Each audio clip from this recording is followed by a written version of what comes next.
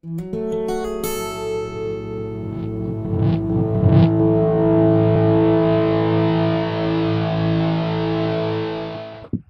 ready to start today's mission. We're at the end of 76th Avenue on one of the canals. We're going to walk down the canal road, which is about a quarter of a mile. Walk down to the shoreline and then follow the shoreline all the way up to the Whitewater River. Check out what the shore conditions are like and see what other road access we can find for emergency access, that sort of thing. I think we're going to get a break today because it's only about 90 or 91 degrees. It's a bit chilly for our tastes. Normally a lot hotter. The predicted high is only supposed to go up to about 100, so it's going to be pretty cool today. Should be a quick, easy walk. Well, we hit our first obstacle. This canal has two sides. We thought both sides went down to the shoreline, but we picked the wrong side. This side ends, the road ends. We could hop over that little water crossing there, but you can see the road. There is no road to follow. There's nothing but trees. Well, instead of walking back, adding an extra mile and a half, we decided to climb down the canal berm and just cross over this little crossing and go up over some wetland areas. That is pretty sturdy. Piece of cake.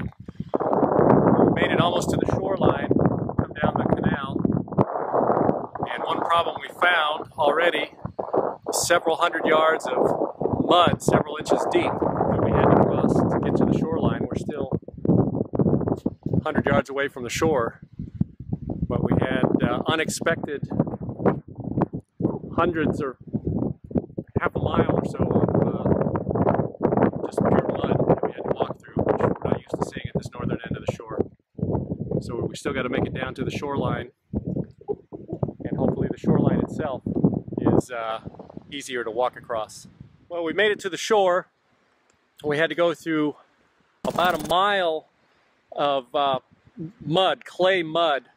Really didn't expect. It was got a little hairy in a few spots. We had to back out. We're starting to sink. It was almost like quicksand. No barnacles, just mud. This is actually some of the worst mud we've seen, which we did not expect here at the northern end. We've got about another mile to go before we get to the Whitewater River, which is right up in front of us.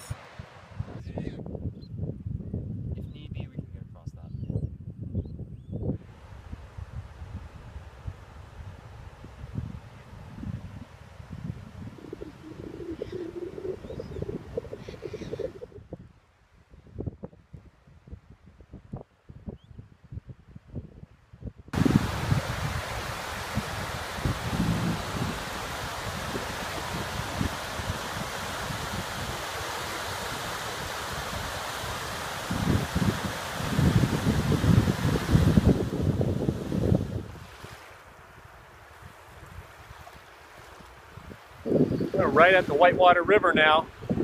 It's about 100 yards away, right where it empties into Salton Sea. So we're pretty much right at the very northern tip of the Salton Sea. And one thing that we noticed is the waves here. Waves are actually a couple of inches high. And that could be just because it's a little bit breezy today, but it's breezy here every day. So it's just unusual that the wave action is so different here. We made it to the Whitewater River. That's it behind me, coming in to the Salton Sea. And there's quite a bit more water in it than we anticipated.